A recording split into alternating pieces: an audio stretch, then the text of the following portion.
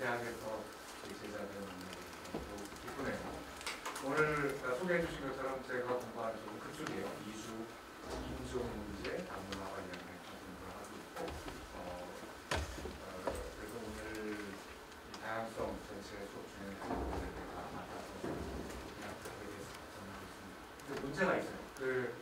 하고 싶은 얘기가 너무 많은데 1시간 이야기하고 15분 정도 토론을 하면 좋겠다는 연락을 주셔서, 그래서 사실은 이제 내용을 좀 덜어내고 1시간에 맞춰야 되는데 하고 싶은 얘기가 너무 많아가지고 그냥 다 가져왔어요. 그래서 강의를 2배속으로 강의를 하자 차라리 그게 낫겠다 싶어가지고, 원래는 제가 훨씬 더 느리고 격조 있게 얘기하지만 오늘 좀 빨리 얘기를 하도록 하겠습니다. 이론적인 이야기들은 아닌 것 같고요. 사례 중심으로 이런 것들 얘기하게 됐습니다. 오늘 얘기하게 되는 순서는 제목은 그렇고 이런 식으로 생각을 하고 있어요. 왜 클릭이 아까는 됐는데, 그죠? 뭐가 문제일까요? 네, 클릭이 되는데, 여러분 이렇게 이것도 안 되네. 이제 될게요. 이런 순서로 이제 하고자 합니다. 우리의 다양성, 이주 관련된 다양성을 초점 맞춰서 얘기하고자 하는 건데요. 우리의 현주소를 알기 위해서는 남들은 어떻게 사는가를 먼저 살펴보고, 그러고 나서 우리의 이야기. 그래서 세 번째는 저는 다문화가 옳은 방향이라고 생각을 해요. 다양성을 포용하는 게 옳은 방향이라고 생각하는데, 우리가 하고 있는 것을 정말 현재 하고 있는 게 잘 하고 있는 거야, 제대로 하고 있는 거냐를 비판도 그러고 있고, 그러고 나서 이제 결론도 가보자 합니다. 시간 맞춰서 한번 열심히 달려보도록 하시죠. 여러분들 질문 이따가 많이, 시간이 많지는 않지만 빨리 해서 좀 주고받을 수 있는 소리 해보죠. 그래서 먼저 외국은 다양성과 관련해서, 다문화와 관련해서 어떻게 살아왔는가, 살고 있는가를 보기 위해서 세 덩어리를 한번 나눠봤어요. 그러니까 외국이 너무나 또 많은 나라가 있는데, 첫 번째 덩어리는 이민국가들을 먼저 살펴보고, 좀 이따가 이민국가가 아닌 서구국가들, 대개 유럽 나라들이겠지만, 그리고 세 번째 덩어리는 제3세계 국가들 이렇게 보고요. 오론으로 일본의 경우를 따로 보는, 이렇게 네 가지로 나눠서 이제 보고 있습니다. 그래서 먼저 이민국가들은 다양성과 관련해서 어떻게 살아왔는가. 네. 뒤에 잘 들리세요? 괜찮으세요? 예. 사진을 한번 보면 앨리스 아일랜드라고 혹시 갔다 온 사람도 있을지 모르겠는데요. 뉴욕의 맨하탄 바로 앞에 있는 섬 중에 하나예요. 맨하탄도 섬이구나. 맨하탄에서 카메라가 찍고 있어서 반드시 가운데 있어야 되나 보다. 이런 걸 시작할 수 있는 거지요. 맨하탄 남쪽 끝에 가는 배를 타고 유람선을 타고 바로 앞에 있는 섬 가는 한 10분 걸리려나? 자유의 여신상이 서 있는 리버티 아일랜드가 있고, 그래서 사람들 내려서 사진 찍고 자유의 여신상 방에도 이렇게 올라가 보고 다시 배를 타고 두 번째 가는 섬이 앨리스 아일랜드예요. 그래서 거기서 이제 관광 끝나고 돌아오면 이것도 해야 돼요? 네. 이거는 여기 마이크구나. 예. 시키는 대로 잘 하는 걸로 잠깐만요. 그래서 앨리스 아일랜드가 이제 그렇게 관광으로 가는 두 번째 섬인데, 이 섬은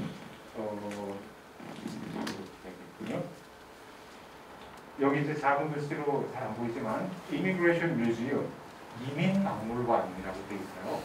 지금은 박물관이지만 이쪽에 중요까지 말고 여기가 이민의 관문이었어요. 그러니까 유럽에서 미국으로 이민을 가기 위해서는 이 섬으로 와서 여기서 이민 심사를 받는 거죠. 우리 식으로 얘기하면 요즘 공항에서 왜 출입국 심사하는 거 있잖아요. 그런 식으로 여기서 이 섬, 그렇게 크지는 않지만 섬 거의 전체를 차지하는 큰 건물이 있어요. 이건 내가 직접 찍은 사진인데요.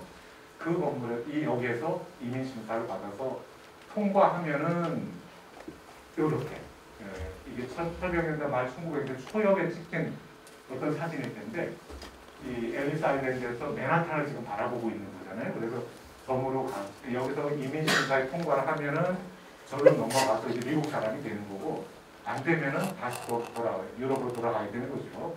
그런 관문의 섬이었던 것이죠. 그래서 이런 미국과 같은 이민 국가는 여러 나라 사람들이 모여서 사는 데니까 당연히 다양성을 포용하고 다문화를 인정하는 나라이겠거니 우리가 생각할 수 있는데 이상하게도 보통 이제 이민 국가 그러면 미국을 비롯해서 뭐 캐나다, 호주, 뉴질랜드 이런 거 뽑잖아요. 어떤 사람은 이렇게 4개를 4대 이민 국가 이렇게 한 사람도 있는데 어쨌든 여러 나라 사람들이 모여서 사는 곳인데 다양성을 일찌감치 인정을 했을 것 같은데 놀랍게도 1971년 캐나다 수상이 하원의회 연설에서 다문화 선언을 합니다. 캐나다는 다문화주의 국가고 다양성을 포용한다 라는 선언을 해요. 다문화 선언 71년도 똑같은 일이 1973년도 호주에서도 당시 수상이 똑같이 하원의회 연설에서 다문화 선언을 하고 다양성을 포용하는 국가임을 성명합니다. 그러면 좀 이상하지 않으세요? 아니 이 나라들이 세워진 지가 식민지까지 합쳐 몇백 년 됐는데 왜 여태까지 가만히 있다가 1970년대에 들어와서 겨우 그제서야 다양성을 인정하기 시작을 했을까? 그전에는 안 했다는 얘기잖아요. 나머지 국가인 미국과 캐나다의 경우에는 미국하고 뉴질랜드의 경우에는 공식 선언을 하지는 않았지만 이미 1960년대부터 다문화 정책, 다양성 정책을 펴기 시작을 해왔었습니다. 그러니까 이 4대 이민국가라고 하는 곳들이 어떤 데는 공식적으로 선언을 하면서 나아가고 어떤 데는 공식적으로 선언하지는 않았지만 내용상으로 실천을 해왔고 하는 거죠. 그러면 왜 그때인가 그전에는 안 하고 있다가 그러기 위해서는 약간 좀 봐야 될 것 같아요. 2차 세계대전이 끝났습니다. 그래서 유럽이 잿더미가 됐죠. 그리고 1940년대 후반 50년대를 거치면서 전후 복구 사업을 해서 뭐 60년대쯤 되면 대체로 마무리가 되지요. 완전히 망가졌던 유럽이 복구가 되고 심지어 가장 많이 파괴가 됐던 독일조차도 라인 강의 기적 어쩌고저쩌고 하면서 복구가 됩니다. 그래서 유럽이 이제 다시 살기 좋은 나라, 살만한 곳이 됩니다. 그러니까 이민 갈 일이 별로 없죠. 이유가 별로 없어진 거죠. 근데 문제는 이 이민국가라고 했던 곳들이 주로 유럽에서 이민을 받았던 거거든요. 다른 데서 별로 안 받고. 그래서 이때가 되면 1960년대쯤 되면 이미 50년대 후반부터 그런 현상이 생기는데 이민을 유럽에서만 받겠다고 열어놨는데 더 이상 오지를 않는 거죠. 근데 세계 경제 호황이고 2차 대전 이후에 점점 더 많은 노동자들이 필요한데 오는 사람이 없다. 그러면 공장 문을 닫을 수는 없으니까 다른 데서라도 받아가지고 돌려야 되는 거죠. 그럴 때 어쩔 수 없이 이민 문호를 비유럽계에게 개방을 해서 받기 시작을 하는데 그래서 오게 된 사람들의 대다수가 아시아, 중동, 북아프리카 출신들이 많이 가게 되는 거죠. 그런데 이 사람들은 사실은 여러모로 더욱 다양하지 않습니까? 유럽 각국 출신보다. 일단 유럽 사람이 아니고 백인이 아니고 기독교인이 아닌 사람들이거든요.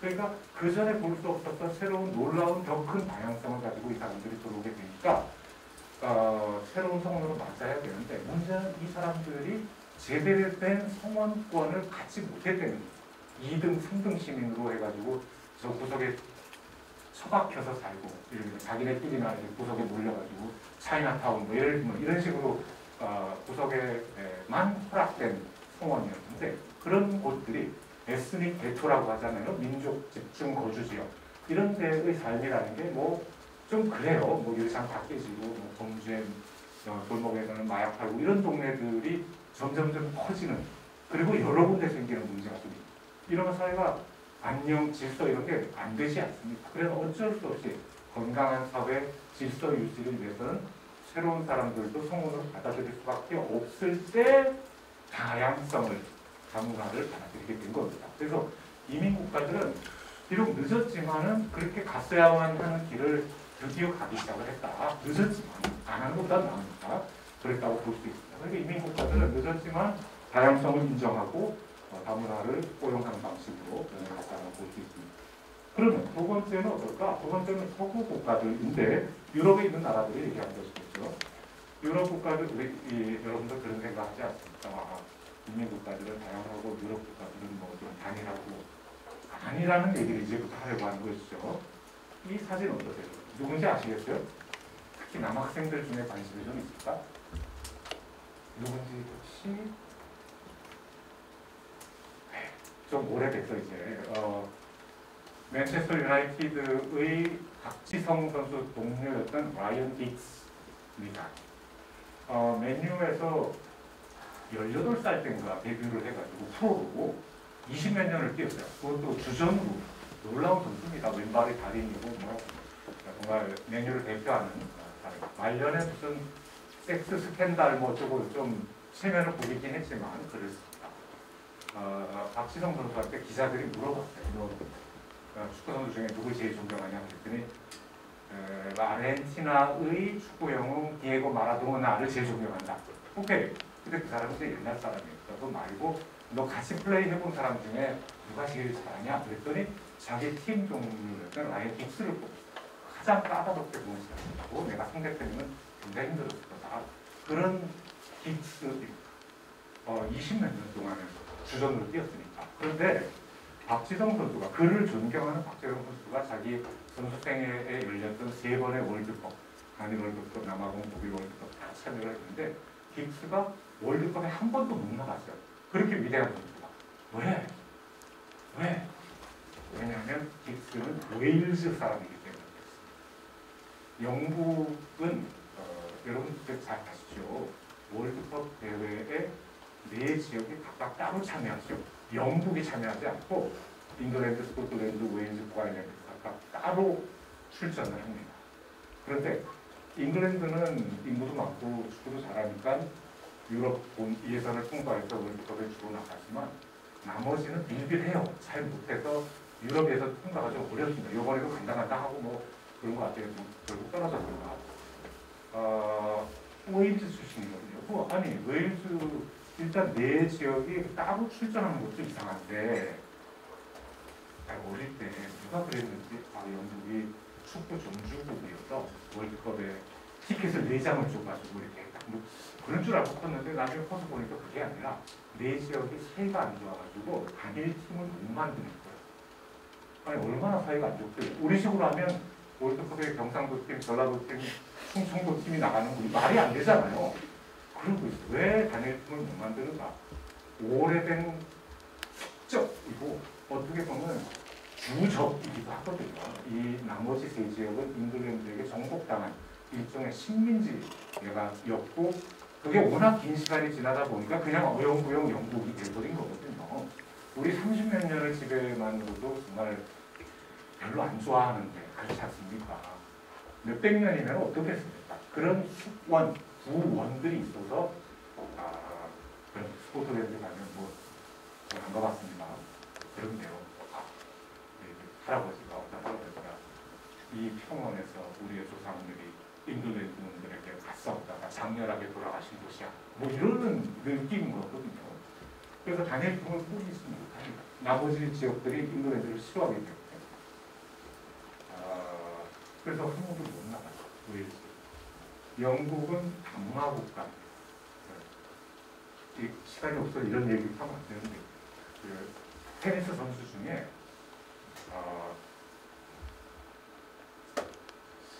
누구지? 그 US 오픈 우승도 하고 했던 앤디 머레이라는 선수가 있어요. 요새는 이제 뭐 나이가 좀 들었지만 앤디 머레이가 US 오픈 몇 년 전에 우승을 했는데 그때 이제 기자회견하고 뭐 이런 거 있잖아요. 준결승에서 이겨서 이제 내일 결승전을 할 건데 준결승 이기고서 기자회견을 하는데 기자회견을 하는데 2명이 난입을 해. 난입이라기보다 막 내려와요.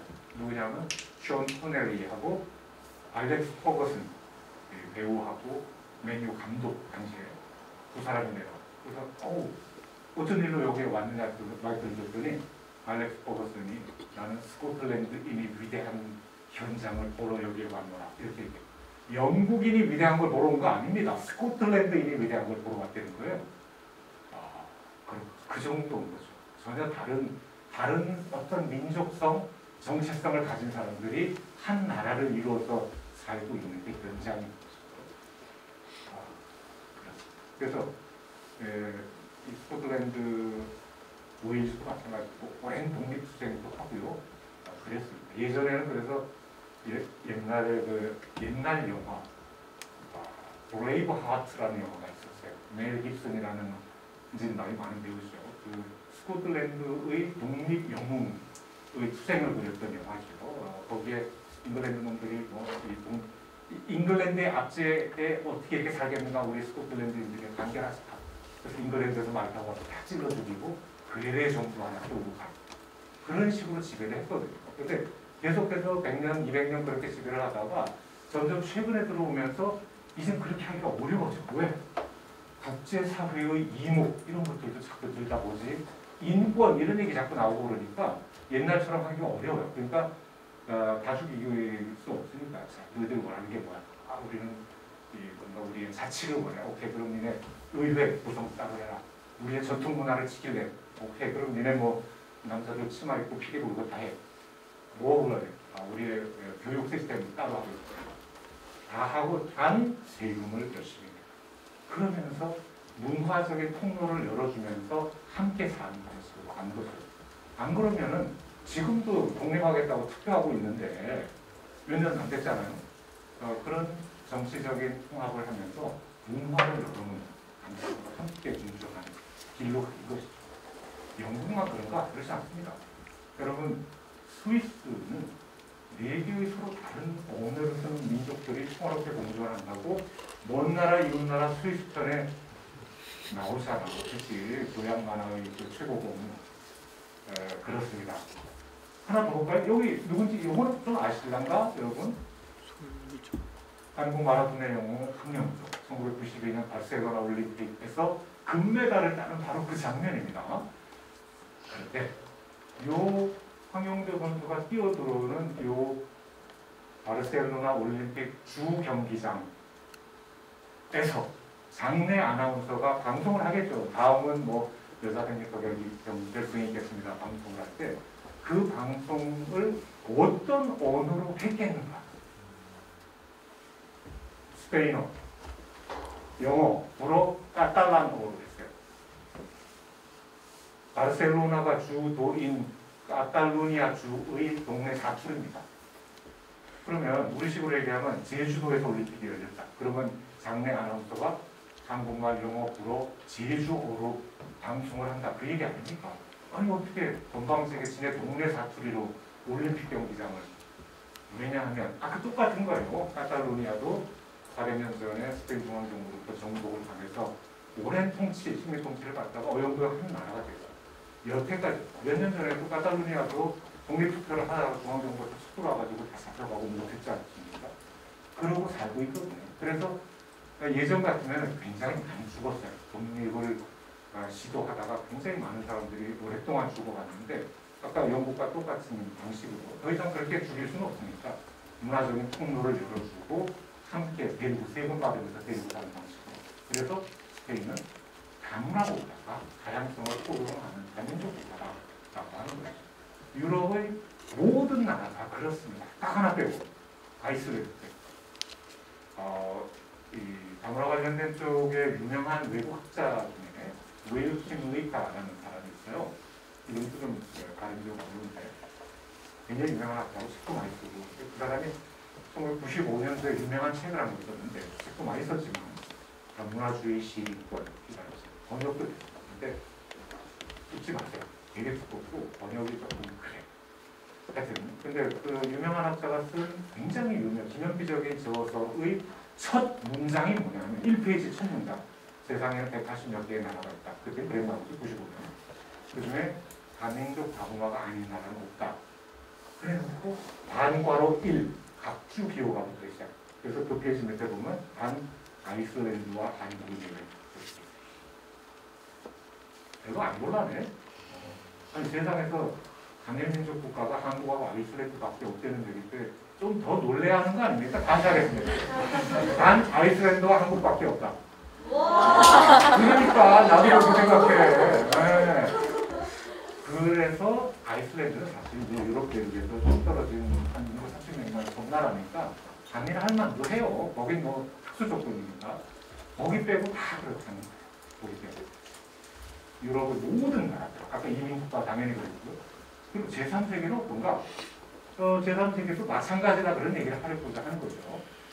제3세계는 사실 이제 용어상의 문제가 있어요. 예전 같으면 제1세계, 2세계가 존재할 때는 3세계가 많은데 이제 뭐 사회주의권이 다 붕괴해가지고 뭐 있는 둥 아는 둥 하는데 제3세계라는 용어가 유효하냐라는 얘기도 가능하지만 어쨌든 후진국 그러기도 좀 그렇고 저개발국도 그렇고 해서 그냥 저는 예전에 쓰던 식의 유머를 이제 쓰고 있는 거예요. 어쨌든 지상세계 국가들의 공통점이라고 하면 되게 거의 예외 없이 서구의 식민 경험을 갖고 있어요. 우리는 이제 일본의 식민지가 됐고 태국 정도가 이제 식민 경험이 없어서 태국 사람들은 굉장히 자부심을 갖고 있어요. 우리가 볼 때 태국 말에 하지만 그런 아시아에서 또는 비서구권에서 유일하게 식민지가 되지 않았던 뭐 이런 자부심이 있습니다. 우리가 볼 때는 이제 열강들이 서로 눈치 보는 하고 어쩌다가 이제 이 내용상을 다 뜯어먹으면서 정치적으로만 집어먹지 않았던 측면이 있지만 어쨌든 거기는 또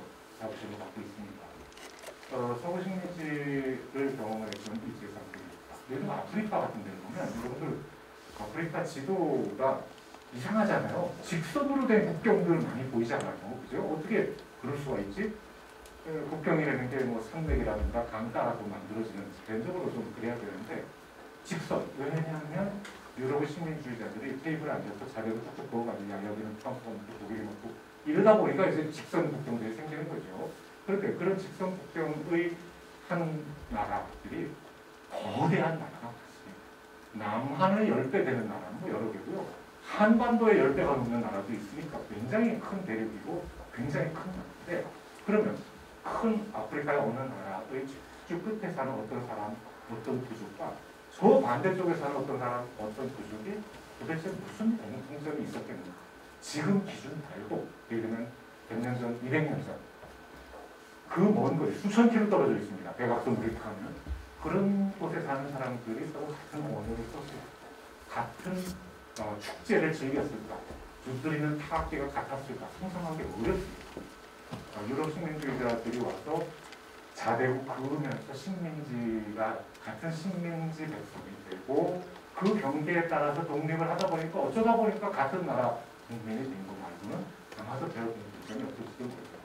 우리가 아프리카 그러면은 뭐 사자가 뛰어놀고 뭐 흑인들이 살고 어쩌고 라는 이미지가 있지만 그런 정도의 동일한 이미지가 아니라 굉장히 다양한 것들을 내포하고 있잖아요. 심지어는 아프리카에는 이런 사람도 있어요. 뭐 인터넷에서 가져온 겁니다. 피그미족, 뭐 성인 남성의 평균 키가 150cm가 안 되는 굉장히 작은 부족이 있는가 하면 이태석 신부님이 활동하셨던 울지마 촌즈 영화 보신 분들 여기 보면 2m가 넘는 사람들이 뭐 왔다 갔다 하고 나레이션에 그렇게 나와요. 일종의 거인족 같아요.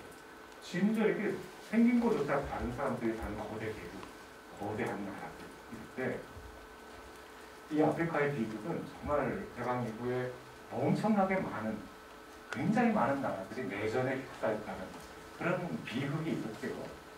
그러면 아프리카에 왜 그렇게 내전이 많았지? 원래 흑인들이 싸움을 좋아해가지고 그런가? 그럴 리가 있겠습니까? 그게 아니라 아프리카의 내전 발생의 궁극적인 원인은 유럽 식민주의자들이 만든 유산 때문에 나타나는 거죠. 즉, 유럽이 식민 통치를 할 때 얼마나 많은 유럽 사람들이 가서 아프리카의 각 식민지를 경영을 했겠습니까? 몇 명 안 갔다는 거예요. 유럽 사람들이 다 가서 흩어나도 뭐 보일까 말까 한 정도인데 워낙 크니까 일부가 예를 들면 군대가 가고 경찰이 가고 일부 행정관료가 가고 또 종교인들, 성직자들이 갔겠지요. 선교도 한다고. 그런데 그 광활한 땅을 통치하기가 어렵기 때문에 현지의 일부 사람들, 특정 부족을 선택을 해서 앞잡이로 활동한 파트너 부족. 그 아프리카는 근대국가 형성 이전에 식민화가 되기 때문에 부족 단위가 남아있는 상태에서 식민화가 되기 때문에 부족들이 있었던 거죠. 그래서 특정 부족을 통치의 파트너, 즉 앞잡이로 고용을 해서 세금을 거두게 시키고 말 안 듣는 놈들 하급 경찰 같은 거 시키고 이렇게 해서 운영을 했겠는데 우리도 마찬가지잖아요. 일본 식민지하에 한국 사람, 조선 사람들이 하급 관료가 되고 하급 경찰이 돼서 독립운동가들 잡아들이기도 하고 뭐 그랬다는 거하고 똑같은 거죠. 현지인들 일부 어떤 특정 부족을 등용을 해서 통치를 했다는 것인데 문제는 이제 독립하고 나서 그런 앞잡이 역할을 했던 부족들이 주로 중앙 정부를 차지해요. 독립된 국가들이. 왜냐하면 이미 그 행정 조직에 들어가 있었고 하급이긴 하지만 경찰과 군대 경험을 가지고 있고 무기를 가지고 있다 보니까 빈 공간을 먹기가 쉬운 거죠. 그런데 다른 부족들은 어떻게 생각합니까? 아니 어제까지는 유럽 애들이 무서워서 우리가 낙자 엎드려 있었는데 이제 다 돌아갔는데 왜 너희들이 똑같이 다 해먹니? 이제 안 된다. 오늘부터 우리 동네에서 나는 금은 우리 부족이 가질래. 우리 동네에서 나는 다이아몬드는 우리 부족이 소금권을 가질래. 내전이 발생하는 것이죠. 그런 피의 내전이 발생했습니다. 루안다 내전에서 100일 동안 100만 명이 학살됐어요. 하루에 10,000명씩 죽었어요. 우차례에 있었던 콩도 내전으로 500만 명이 죽었어요. 이런 비극이 발생했던 거죠. 그런데 다 죽일 수는 없잖아요. 서로가. 그러다가 워낙 안 되겠으니까는 UN 평화 유지군 이런 것들도 들어가고 국제사회에서 자꾸 뭐라고 하고 제재를 가하니까 어쩔 수 없이 일정한 타협을 볼 수밖에 없었고 따라서 아까 유럽에서 발생한 거랑 똑같이 너희들이 원하는 게 뭐야?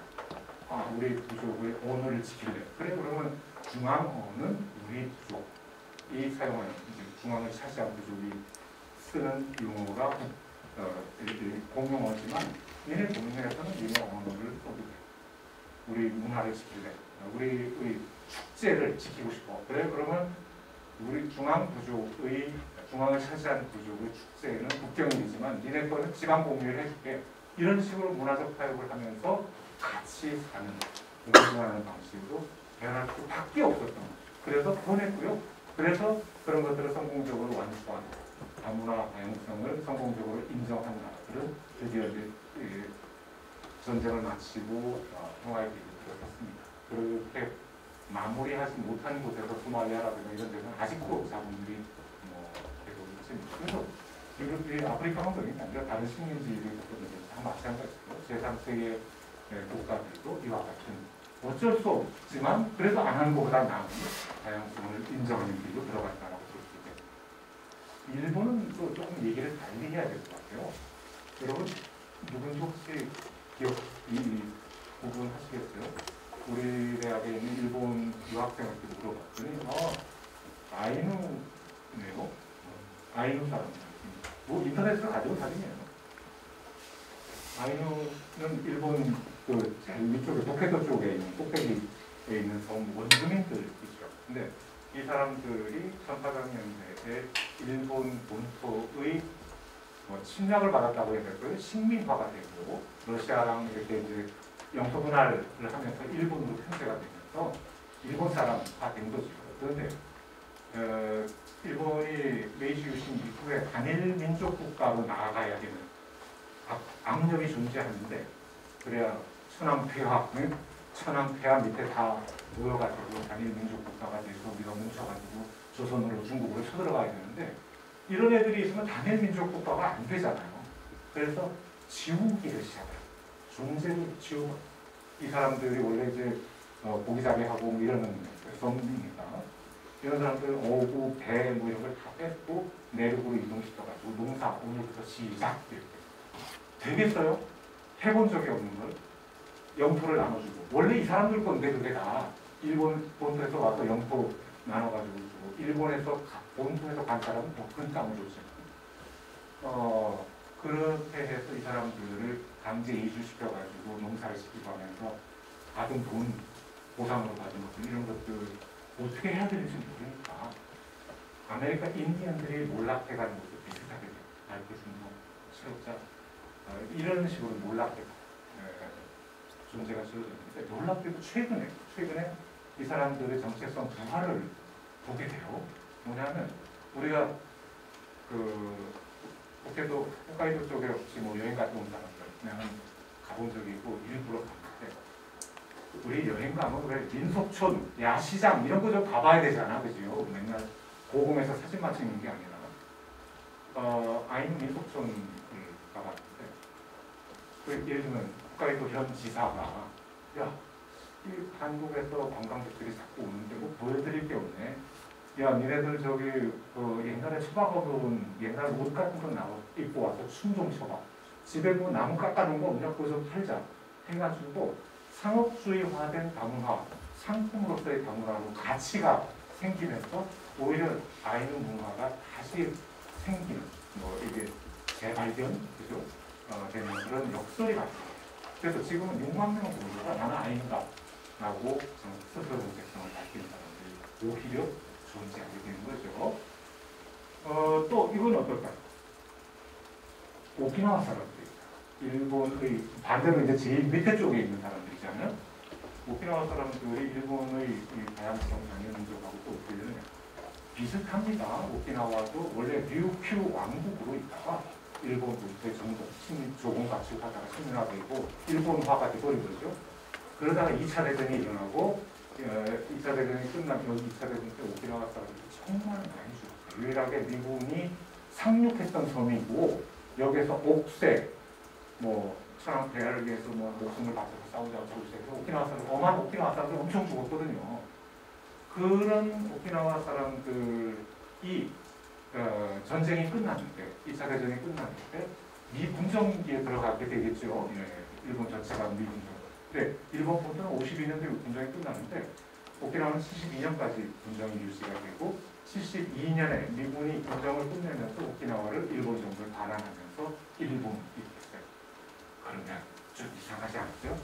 조선 왕국과 류큐 왕국이 왜 이렇게 다르게 됐는가? 똑같이 왕국으로 있다가 식민지가 됐다가 전쟁 이후에 군정을 겪고 조선은 독립이 됐는데 왜 오키나와는 일본에 반납을 했느냐? 다 마지막 단계가 달랐거든요. 그래서 오키나와 사람들은 우리도 독립시켜달라. 그건 안 들어주죠. 그래서 우리 같은 사회학자들은 또 설문지를 들고 달려갑니다. 다음 중 귀하의 정체성은 무엇입니까? 1. 일본이 2. 오키나와인 3. 둘 다 4. 둘 다.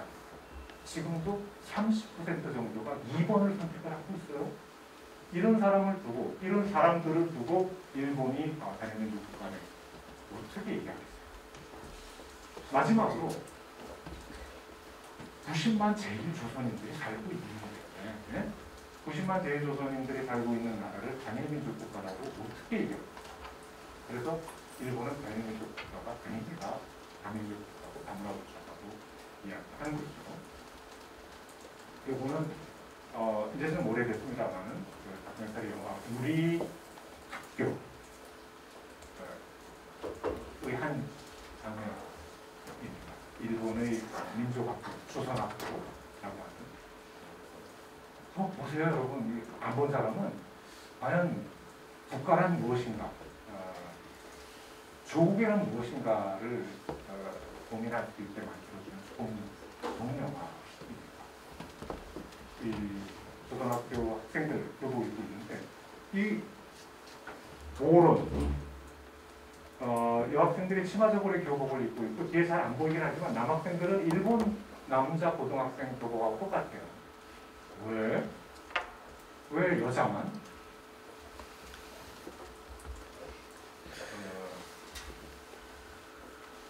옛날에는 결혼하고 신혼여행 갔다 와서 어른들 인사 갈 때 왜 남자는 양복, 여자는 한복 입고 인사 다니고 그런 시절이 있었거든요. 그런 겁니다. 그래서 비서구권에서 남녀의 권리 차이가 클수록 이와 같은 현상이 생깁니다. 남자는 얼마든지 서구화로, 근대화로, 문명화로 나아가지만 여자들은 언제나 각재화된 전통의 수호자로 남아야 됩니다. 그런 상징의 결과가 이런 교복의 차이가 나타나고 있게 되죠. 그렇습니다. 이게 이제 외국의 다양성 얘기를 길게 했고요.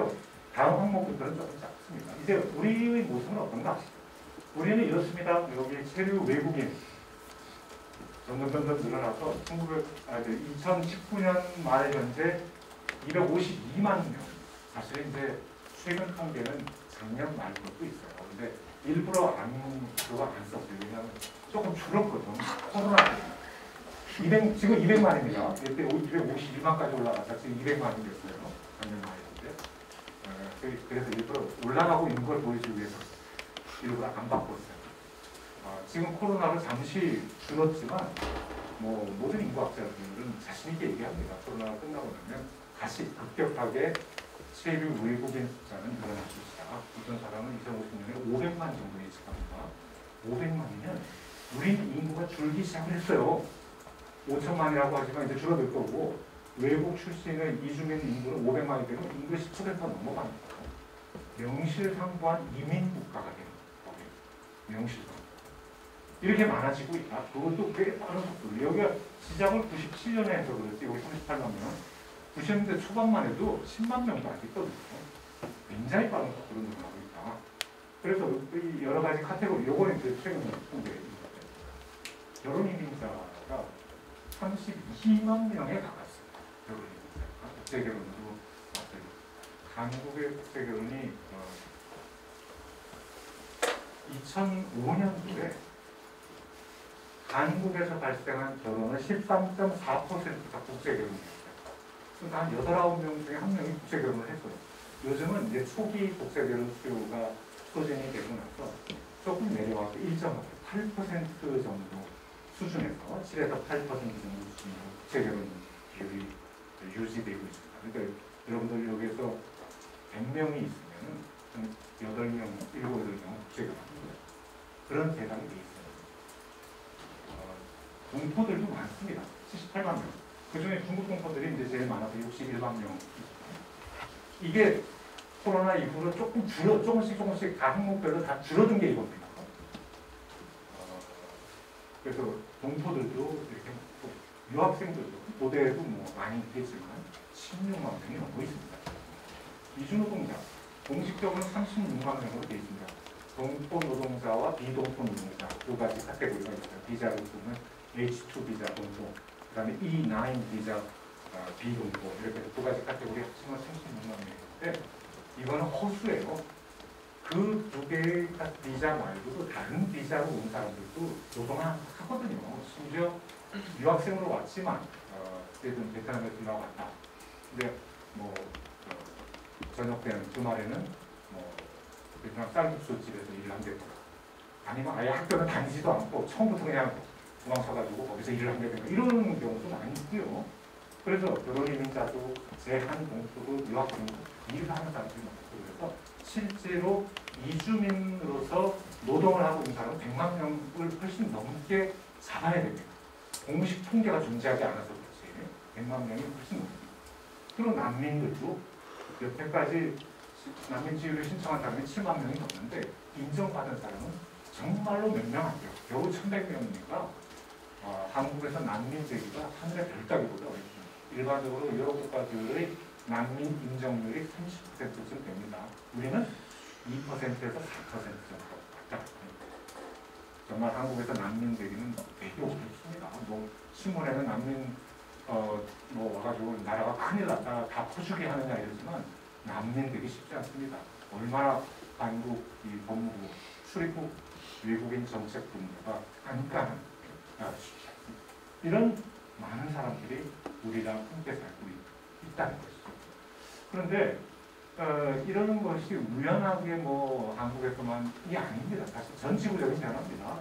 국경을 넘는 사람들이 점점 증가하고 있고 이제 3억을 향해입니다. 전 세계 인구 79억 중에 3억이면 얼마 안 돼라고 볼 수 있지만 그 속도 늘어나는 속도가 빠르고 그리고 이 3억이 아무나 3억이 아닙니다. 그러니까 여기서 표현이 좀 이상한데 주로 생산성이 있는 사람, 젊은 노동력이 있는 사람들 뭐 이런 사람들 중심으로 움직이는 3억이거든요. 그러니까 그 3억의 기준이 여러 측면으로 재면은 훨씬 더 큰 의미를 가진 3억일 수 있고요. 그래서 국적과 거주지가 분리되는 것도 많은 거죠. 당장 3억이 있는 거고 우리나라도 200만 명이 있는 거고 더 늘어날 거고 그래서 한 사람이 예전 같으면 한 국가에 속해서 태어나서 늙어 죽고 안 그런 사람들이 많고 더 많았을 거다. 그러면 국적의 기초에서만 권리를 부여하는 과거의 방식이 과연 계속 유효할 거냐?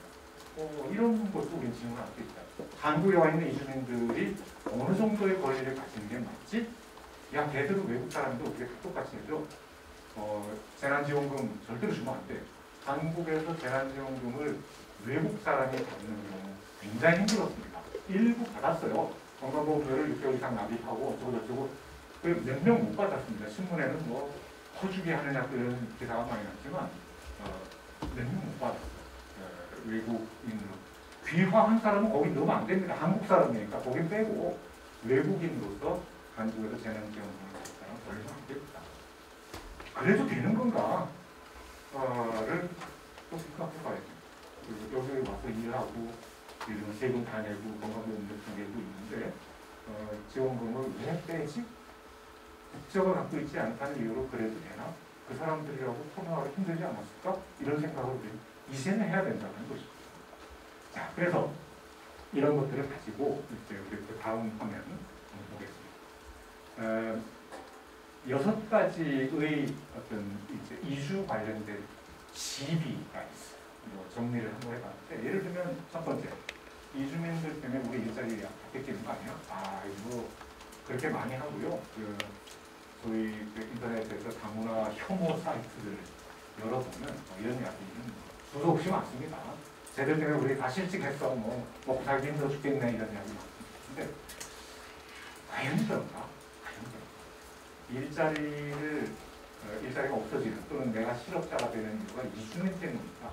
아니면 거대한 구조조정 때문일까?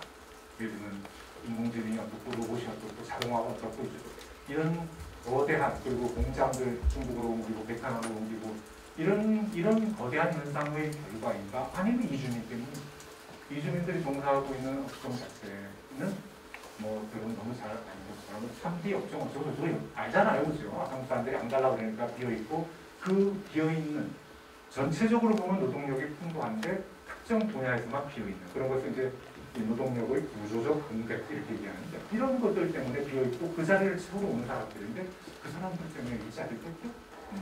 이상하네. 아닌 겁니다. 특정 분야에서는 이런 갈등이 있을 수 있습니다. 어디냐? 건설 분야랑 돌봄 노동 분야입니다. 요 건설은 뭐 알겠고 돌봄은 보통 그 간병, 파출, 그다음에 식당 서빙 이런 것들 다 포함해서 요 두 분야에서는 내국인과의 일자리 갈등이 있습니다. 그러면 이 사람들이 다 모든 분야의 갈등은 아닌 건데 이 갈등은 이 많이 발생하는 분야의 특성이 뭐냐? 동포들이 종사하는 업종들이에요. 동포들. 이거는 우리가 사실은 이제 이주노동 도입 정책에 관해서 좀 크게 생각을 해볼 필요가 있는데 한국은 이주노동자를 도입하는 세계에서 드물게 오직 한국하고 일본만 동포 우선 초청을 하고 있다. 일본, 중국 동포 우선 초청. 일본도 브라질의 예전에 이민 간 일본계 후손들, 일본계인, 그래서 니케이진이라고 하는 그 사람들을 노동력이 부족하니까 엄한 놈 받아들이는 것보다 우리 후손들 받아들이지 하고 데려오고 그거를 우리는 또 배워가지고 동포들을 데려와가지고 일을 하게끔 하고 있는 겁니다. 이거는 이주노동 정책이 아니라 재외 동포 정책인 거예요. 그렇게 하면 안 되는 거를 노동 문제는 노동 문제로 봐야 되는데 그거를 동포 정책과 섞어가지고 우선 도입을 하고 하다 보니까 발생하는 문제들이죠. 이주노동자 자체의 문제가 아니라 우리의 이주노동자 도입 정책이 왜곡된 형태를 가지고 있는 발생한 문제가. 그리고 이제는 그럼 뭐 건설 노동제들이 다 잡아먹으니까 안 내쫓아라. 이제는 어렵다고 봐요. 들어와 있는 사람들과 어떻게 공존할 것인가 생각해요. 왜냐하면 동포 정책을 잘못해서 이렇게 된 거를 그렇게 해결할 수가 없게 됐어요. 기정 사실로 하고 어떻게 할 건가로 고민을 하는 그런 게 필요하죠. 자, 두 번째는 시간이 없어서는 빨리빨리 하고 있는데 계속 시계 보면 큰일 났네. 이주민들의 임금이 하고 일본하고 비슷해요.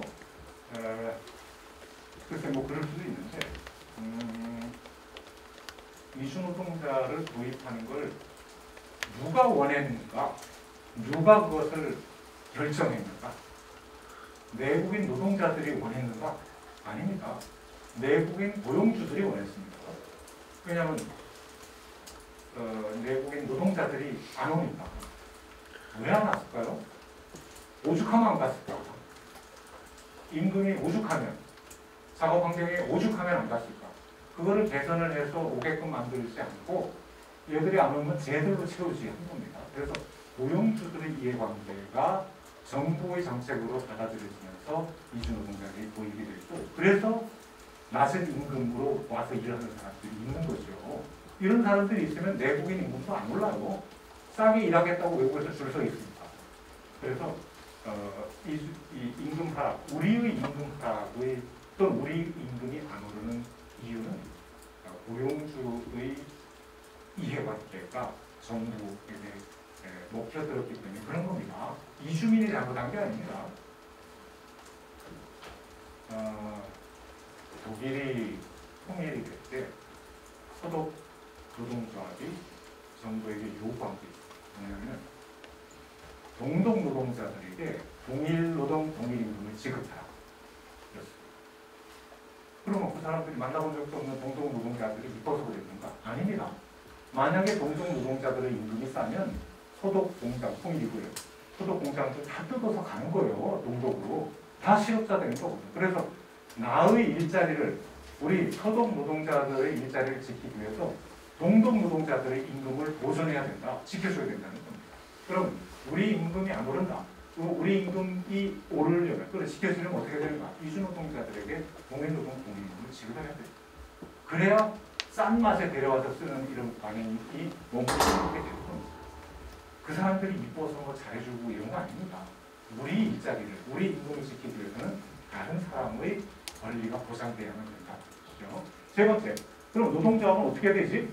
이민을, 실제로 이제 한국의 민주노총과 한국노총과 이주노동 우리 초기에 반대했습니다. 왜냐하면 내국인 일자리 지킨다 이런 거니까 말이 되지요. 그런데 안 먹혔죠. 이제는 한국의 이제 노동조합이 사실 이제 겨우 10% 노동조합 조직률 겨우 10% 넘기는 나라 힘도 별로 없습니다. 몇몇 거대 사업장들의 노동운동이 과대 포장이 돼서 뭐 과대하게 이제 알려져가지고 굉장한 것 같지만 대부분의 노동자들은 노동조합과 상관없이 일하고 있습니다. 열에 하나 정도가 있는 거고요. 근데 노동조합이 처음에는 반대를 했지만 이제는 입장이 바뀌었어요. 왜냐하면 더 이상 노동자들이 조합에 가입을 안 하는데 노동조합에 힘이 없는데, 그리고 새로 들어오는 사람이 노동조합과 적이, 새로 들어오는 노동자가 노동조합의 적이면은 서로가 힘이 바뀌고 노 갈등 때문에 더 임금이 떨어지고 경쟁이 격화되기 때문에 이게 아니구나. 오히려 이주노동자들을 조직화해가지고 조합원을 가입시키고 이 사람들의 임금과 고용을 보장해줘야만 내국인의 고용과 임금이 보장되겠구나. 이제는 아는 거죠. 노력을 하기 시작을 했습니다. 별로 효과가 없죠. 사실 내국인 비정규직도 잘 못 지키고 있는데 국내 노동자들이 외국인은 그렇게 뭐 잘 하겠어요. 여력이 없어서 힘이 없어서 관심만 있고 아직은 잘 못하고 있지만 어쨌든 입장은 바뀌었다. 네 번째, 이주민들은 돈 벌어서 다 보내니까 우리 도움이 하나도 안 된다. 그렇지 않습니다. 뭐 한국엔 제대로 된 연구가 없는데 미국은 거기는 이제 이민 노동자들이겠죠. 이민 노동자들이 버는 돈의 90%를 본국 송금을 하고 있어요. 한국도 굉장히 많은 액수, 그러니까 90%를 국내 소비를 하고 있어요. 미국 국내에서. 한국도 그렇습니다. 제가 인터뷰하면서 많이 만나봤던 노동자들 중에 자기가 번 돈의 절반 이상을 보내는 사람 따로 없습니다. 왜냐하면 여기서 먹고 살아야 되기 때문에 절반 이상 보내는 사람 거의 없어요. 조금 덜 보내도 또 나름 또 큰 돈이니까.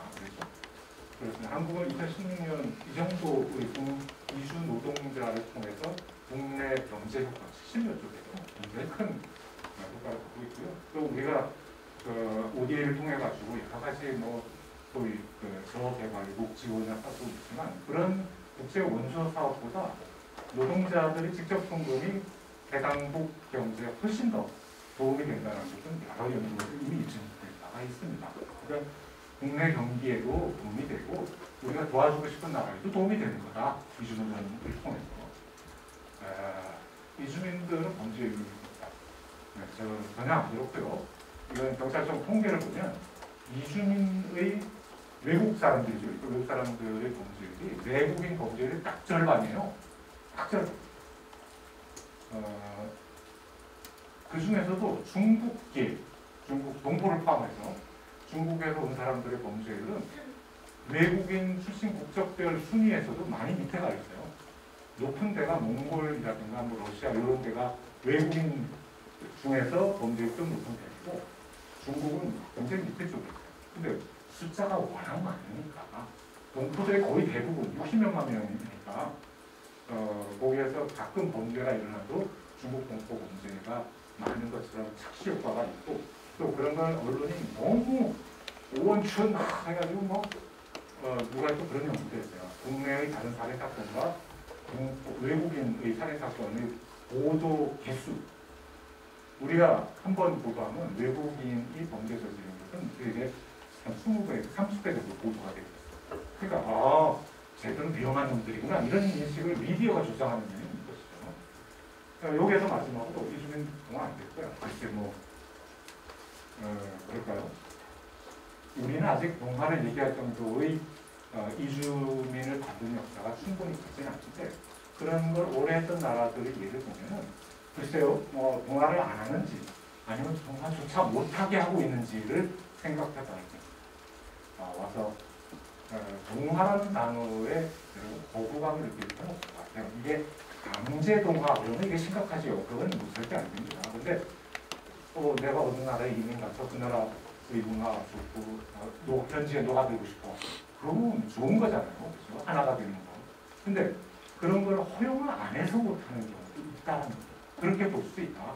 많은 경우에 차별이 존재하면 동화를 못합니다. 차별이 존재하면 동화가 안 돼요. 예를 들면 제1조선인들 중에서 일본 국적을 취득 안 한 많은 사람들. 우리가 볼 때는 우리의 민족성을 지키고 어쩌고저쩌고 그건 이제 우리 시각이고 그쪽에서는 그렇게 살면 편할 텐데 도대체 왜 안 하지? 국적을 취득하나 안 하나 조센징에 대한 차별이 존재하는데 굳이 뭐 어차피 차별받고 뭐하러 해? 차별이 있으면 동화를 못해요. 혹시 이주민들이 우리 사회의 동화가 되지 않는다면 그것은 이주민의 문제인가 아니면 우리 사회의 문제인가를 봐야 되겠다.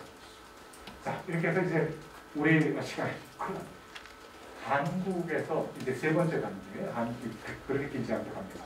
한국에서 다문화를 우리가 하고 있는데 정말 제대로 된 다문화를 하기 위해서는 우리가 하고 있는 다문화가 제대로 된 거냐를 보자. 그래서 네 가지로 비판을 해보자.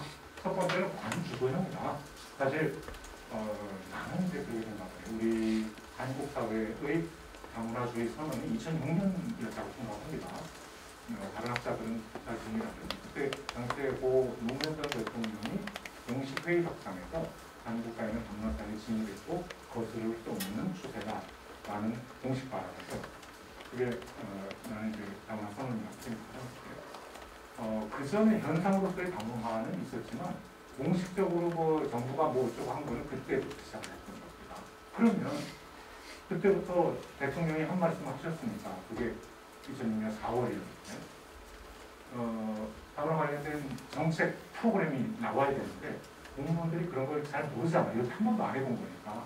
그래서 뭘 해야 될지 모르니까 다문화 좋은 거니까 이거 알려야 돼 해가지고 이런 걸 많이 했어요. 이런 거. 다문화 축제 이런 것들이 많이 했어요.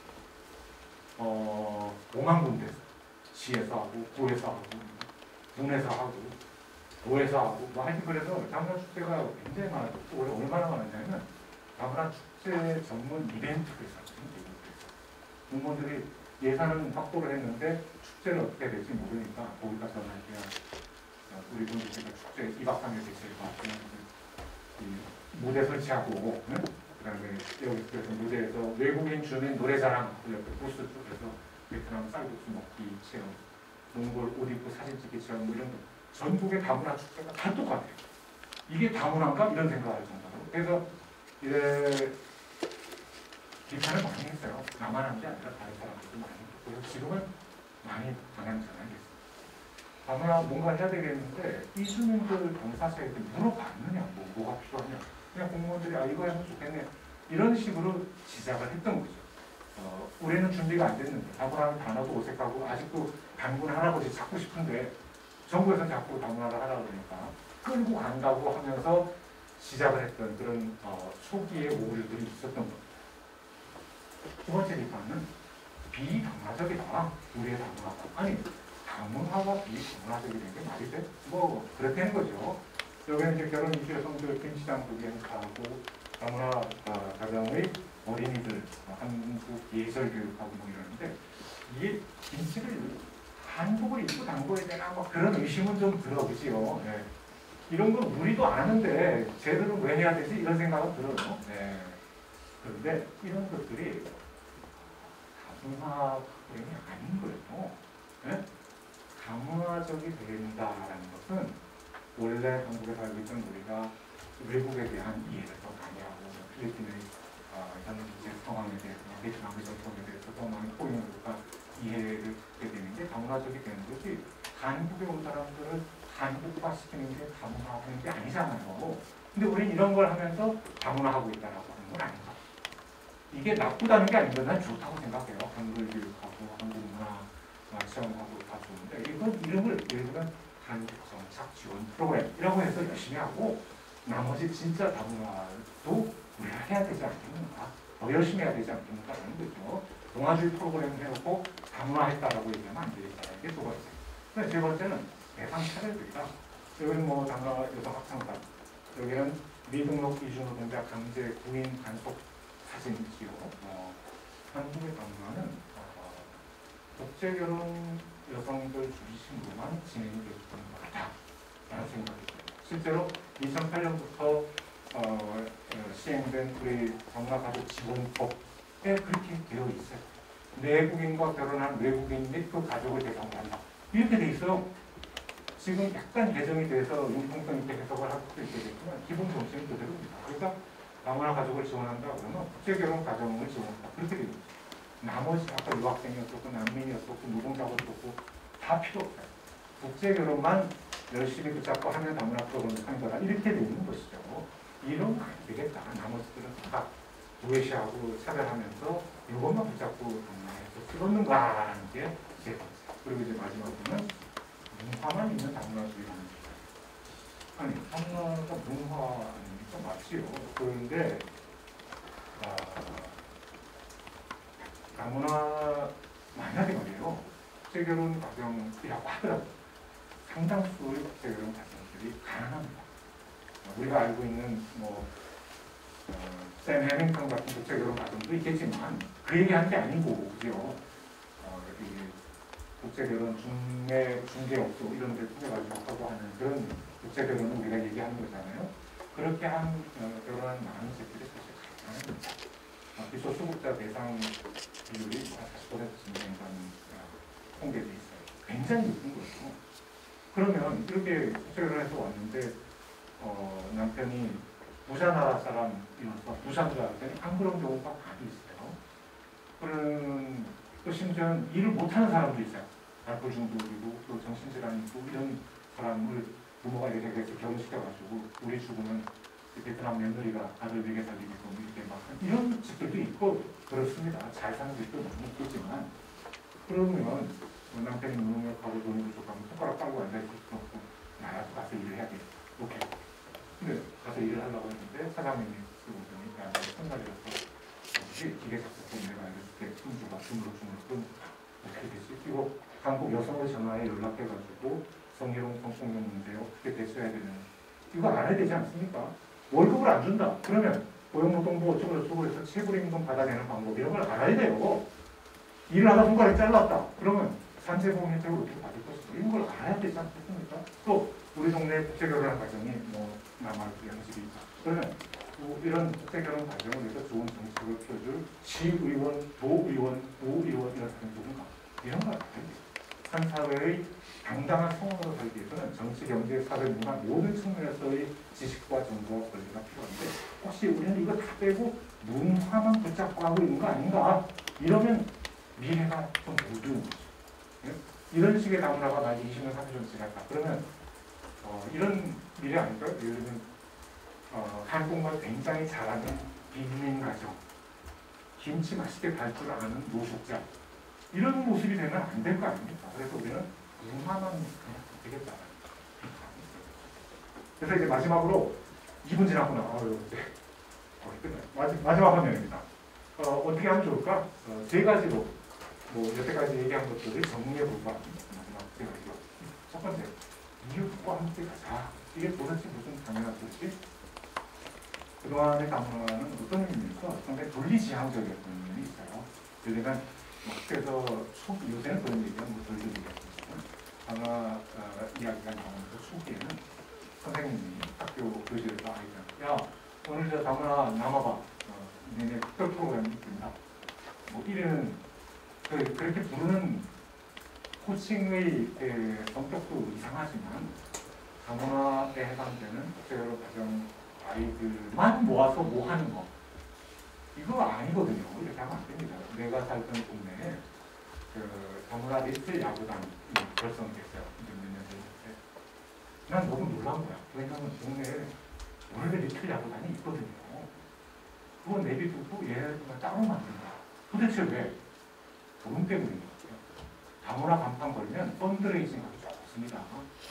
네? 기업에서 왜 이따만하게 수표 하나 찍어가지고 색깔 다른 애들 몇 명 세워놓고 이거 하기 좋거든요. 그래서 이 다문화 관련된 사람들만 모아서 뭔가 한다라는 거 이거는 아닌 것 같다. 통합학교로 가고 통합반으로 가고 이렇게 해야 된다는 거죠. 그 다음에 두 번째는 계급 배치 문제를 봅니다. 아까 얘기한 것처럼 결혼, 국제결혼 가정뿐만 아니라 다른 유형의 이주민 가정들도 가난한 집이 많아요. 외국인 평균과 비교하면. 그러면 그런 사람들에 대한 지원이 가난해서 하는 지원이냐 아니면 외국에서 왔기 때문에 하는 지원이냐 이거 구분해서 할 필요가 있어요. 가난해서 외국에서 온 사람에게 가난하기 때문에 하는 지원을 하면 역차별 논란이 있어요. 자, 국제결혼 가정이 여기에 된다.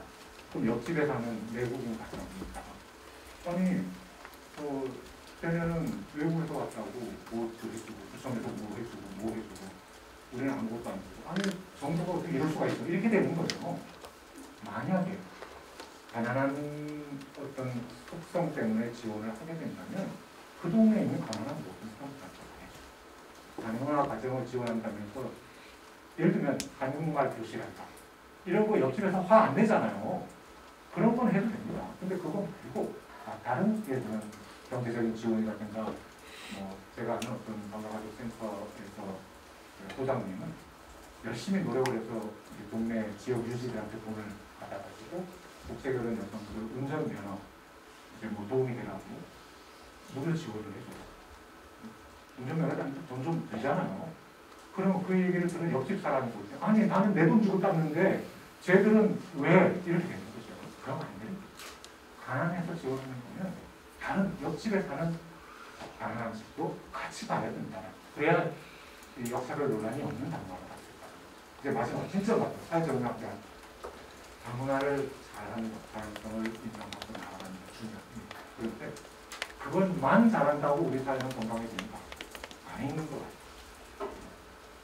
예를 들면 이제 여성가족부 중폐회 관련해가지고 여러 가지 얘기들이 최근에 나왔는데 여가부가 한국의 다문화 관련된 사업의 총괄 부서입니다.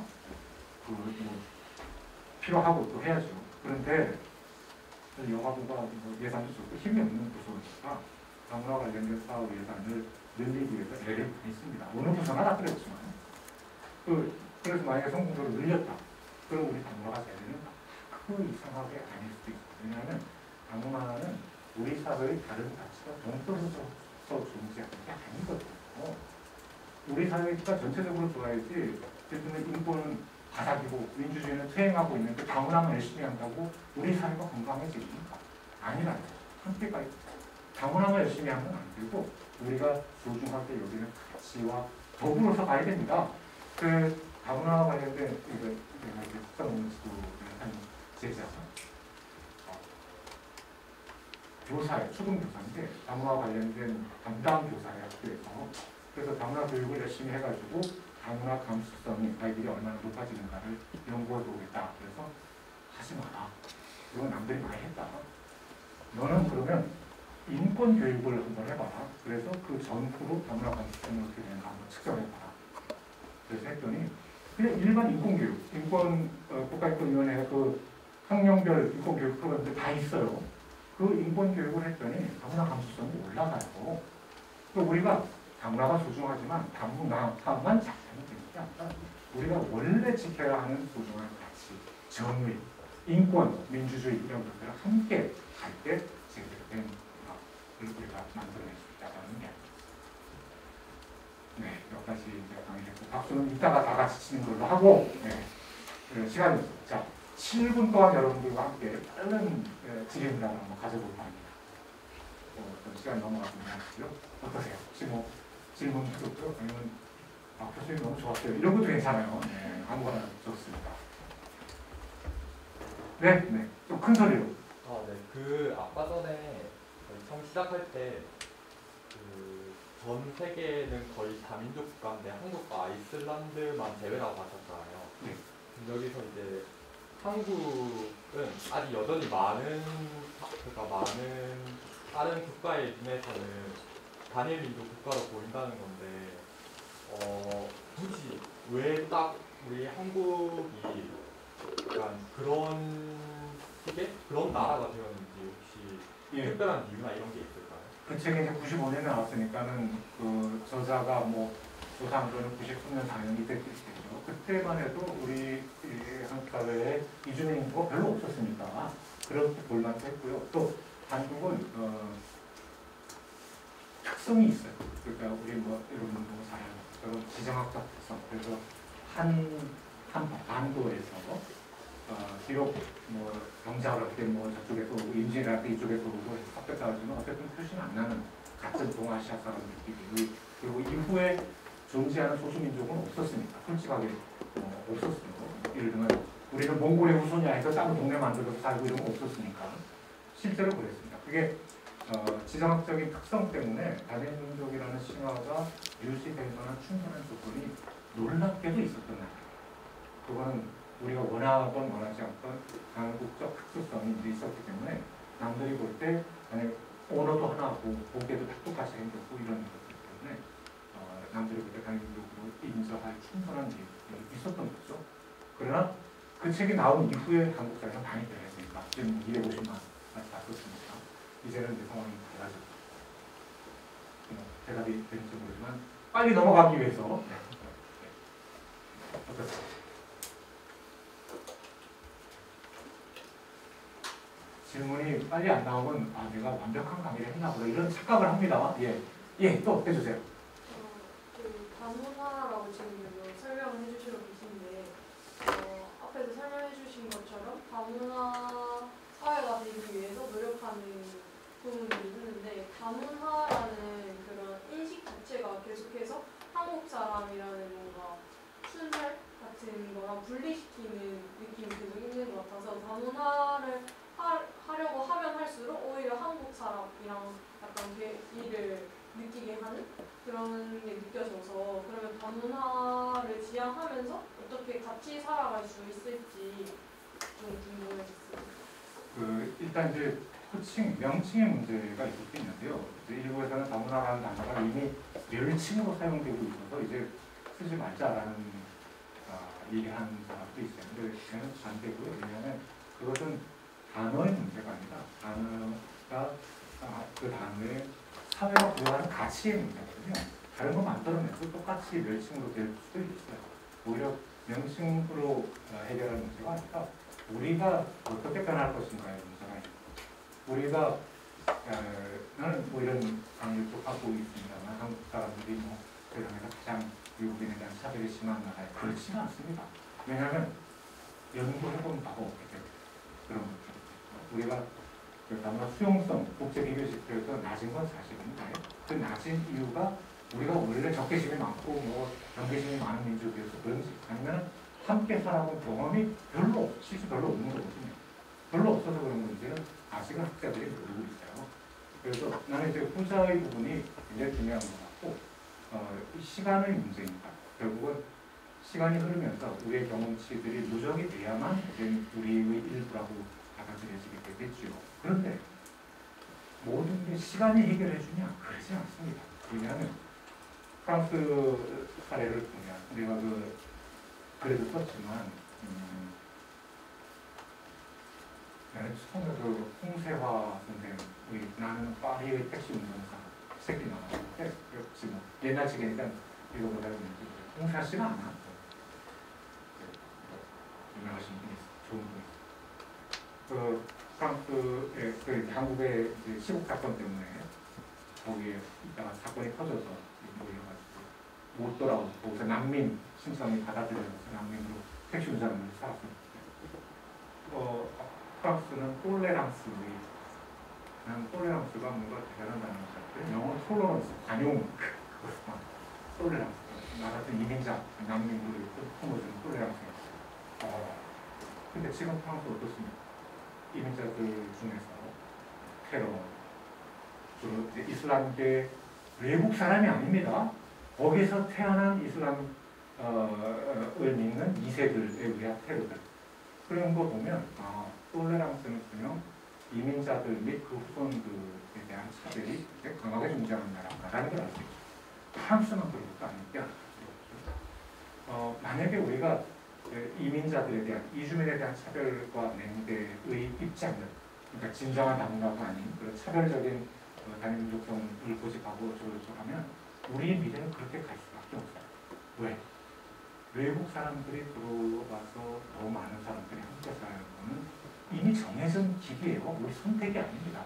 세계 물결 속에서 그리고 우리의 노동력 구조를 볼 때 많은 사람들이 들어올 수밖에 없게 이미 예정된 길이거든요. 그럴 때 우리 사람은 어떻게 해야 저와 같은 모습으로 또 미국에서 트럼프 같은 사람이 나타나는 이민자들을 공개적으로 처벌하고 쫓아내겠다 이런 사람들이 나오는 방식으로 가지 않겠습니까? 여기는 고민이 필요한 것이고 그래서 호칭의 문제라기보다는 우리가 어떻게 함께 공존할 것인가에 대해서 고민을 깊게 할 필요가 있다.